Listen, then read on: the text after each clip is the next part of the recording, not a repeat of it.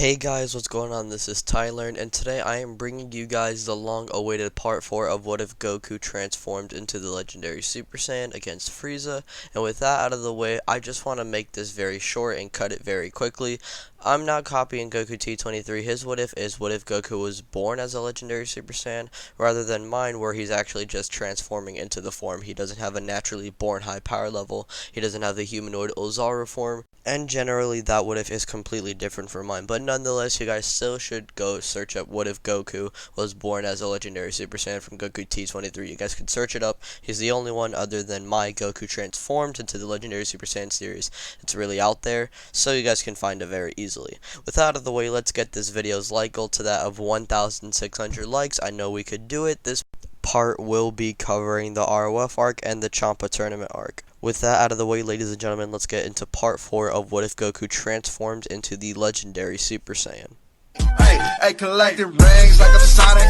Bitches wanna party. My wrist getting heavy, so I got 'em on a diet, yeah. Flex like I'm Hogan. Yo, bitch coming over. Yeah, we respect. We start our story off after Battle of Gods, where Vegeta and Goku are currently undergoing Beerus' training. Well, they're actually going under Whis' training, but it's actually located on Beerus' planet. Now, Goku actually can't utilize God Ki due to actually not having a controlled state of his legendary Super Saiyan form. He's currently training with Whis to currently undergo that control of the form, while Vegeta is undergoing God Ki already because he doesn't have legendary Super Saiyan holding him back. We also can't forget that Goku actually didn't even become the Super Saiyan God first, it was actually Vegeta. So I believe Vegeta would just already have the advantage in getting God Ki a lot faster than Goku. And Goku's actually not going to get God Ki at all, as I believe it would be completely broken to have legendary Super Saiyan infused with God Ki. It's just too broken. Rather, I actually made so that the ascended legendary Super Saiyan form is hard for Goku to control, and he is currently training with Whis to actually try and control this form and master this form. So eventually he will be able to undergo the training of God Ki. However, Goku is still strong in his own right, as he still has access to that of Ascended Legendary, which still scales above Super Saiyan God Vegeta. So technically Vegeta is playing catch up. However, Goku would still fall in training eventually when Whis actually tells Goku that it's getting to the point where he actually has to train Vegeta and take him to the room full of God Ki, so he actually can't participate in this training. Goku would understand and rather wait for Vegeta and Whis on Beerus' planet with Beerus just eating food sloppy and Goku being uncomfortable. He would just head down to Earth and continue his training there. Meanwhile, as this happens, a figure is actually arriving down on Earth after being revived. This man has claimed to have trained for over 4 months, and it is actually Frieza, and yes, Revival of F is still set up like in canon. When Frieza arrives, Goku would already sense him, and he would actually use his instant transmission technique to catch up to Frieza and his army, completely blow up his ship, and manage to actually knock down some of Frieza's guards, but not Frieza himself. As this happens, Frieza has no time to waste and immediately transforms into his final form, while Goku actually powers up his base form.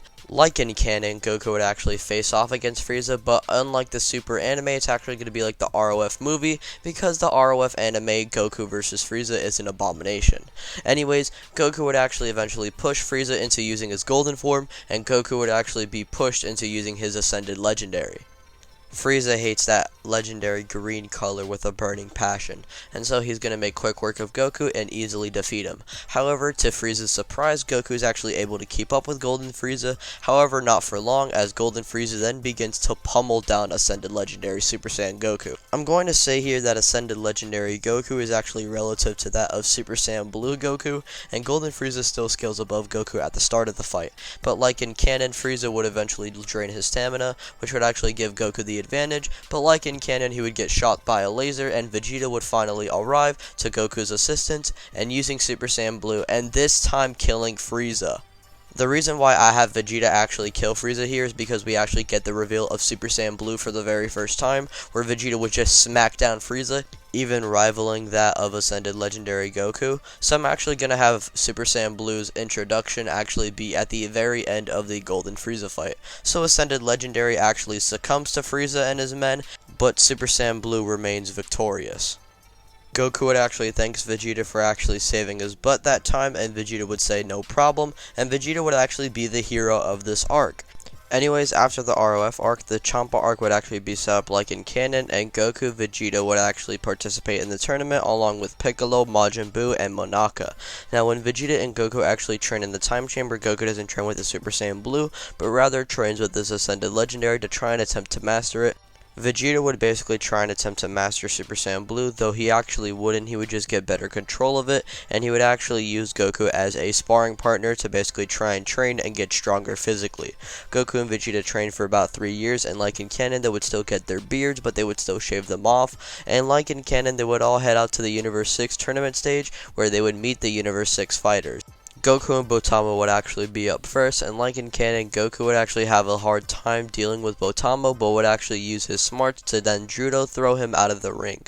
Goku would then fight Frost, and Frost would actually use his third form immediately, because base Goku is actually a lot more powerful in this timeline, so he would actually scale above the likes of first form Frost. Frost would then go into his third form and attack Goku, and Goku would have no other choice but to go into his Super Saiyan A-type form, which is basically that blue-haired Super Saiyan form that Broly used in the Broly movies. But anyways, he would proceed to actually beat up third form Frost until Frost finally activates his final form, in which Goku actually reacts to this by activating his legendary Super Saiyan Grade 1 form. Now keep in mind, Goku's legendary Super Saiyan form is far above the likes of Super Saiyan Grade 4, so I'm actually going to say legendary Super Saiyan Goku with just one punch would eliminate Frost off of the stage before he can get his poison off. Frost would actually get upset by this, and Frost would actually try and attempt to cheat and rush at Goku, revealing that he's actually not a good guy, but before he can actually get his attack off, Goku would react to him and uppercut him and basically break Vados' barrier with that uppercut. Vados would then proceed to make another barrier, and as that happens, Vegeta would then walk up from the stage. At around that point, Goku would already be tired from using his legendary Super Saiyan form, but Goku can't give in, and rather than insulting Vegeta to try and throw him out like how Vegeta did, Goku would actually just overwhelm Vegeta and actually eliminate him by throwing him out of the ring and destroying the entire arena with him, and Vados would just create another arena. After that, we would then get Kaba versus Goku, and Kaba actually is guided by Goku, and Goku teaches him the ways of Super Saiyan. Kaba doesn't go into his legendary Super Saiyan form, that would be kind of weird, but rather he goes into a Super Saiyan Grade 1. Legendary Super Saiyan Grade 1 Goku would combat SSJ Grade 1 Kaba, and Goku would eventually overwhelm and deal with Kaba. But in this timeline, it's different because Goku actually now has an apprentice, and Kaba now has a new mentor. Rather than Vegeta, it's actually Goku. Now we would then get the hype match, which would be Hit versus Goku, and Goku actually has a plan. Though Legendary Super Saiyan Grade 1 is very draining, he actually has an idea, because he actually knows how to use Ascended Legendary Super Saiyan while still in his Grade 1 Legendary Super Saiyan form. And he would actually say this to Hit, and Hit would be very confused. Goku would actually go in for an attack, but as he's actually attacking Hit in his Grade 1 state, he would activate his Ascended Legendary Super Saiyan form in that instant, damaging it heavily and catching Hit off guard. Hit would actually question this, saying what is the meaning of this, and Goku would then do the same technique again and use the Ascended Legendary Super Saiyan form at the last second to damage Hit heavily. Hit would get sent flying, but he would manage to catch himself, and Beerus and Whis would then reveal what is going on. Goku, in the instance that he is attacking in his Grade 1 state, would actually activate Ascended Legendary.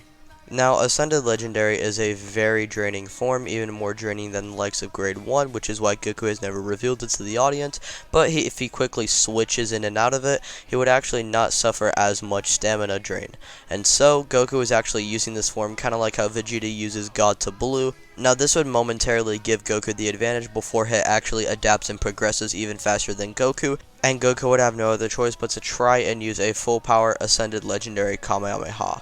And so he puts his all into one final Kamehameha, which Hit barely manages to dodge, and so Goku would actually be impressed by Hit's progress and how much powerful he's truly gotten, and so Goku actually quits like in canon. However, with Piccolo and a lot of other fighters being in line, we would actually get Piccolo versus Hit, where Piccolo would just immediately get fondled by Hit. He would actually do good for a little bit before just getting immediately bodied, but immediately after that it would be Vegeta versus Hit, which Vegeta would actually do good, but due to Hit's progress and being far above Vegeta at this point, he would just beat Vegeta, and so it would be Monaka versus Hit. And like in canon, Monaka would actually get Hit, and by that I mean Hit would actually let Monaka eliminate him. And like in canon, Universe 7 would wish for Universe 6's Earth to be restored, which means Beerus and Champa are now cool again, and this would conclude the Champa arc, which is where we're going to be leaving things for right now. Thank you guys for watching this What If. If you guys did like it, let me know. If you guys didn't like it, let me know. And with that out of the way, be sure to get this video to 1,600 likes,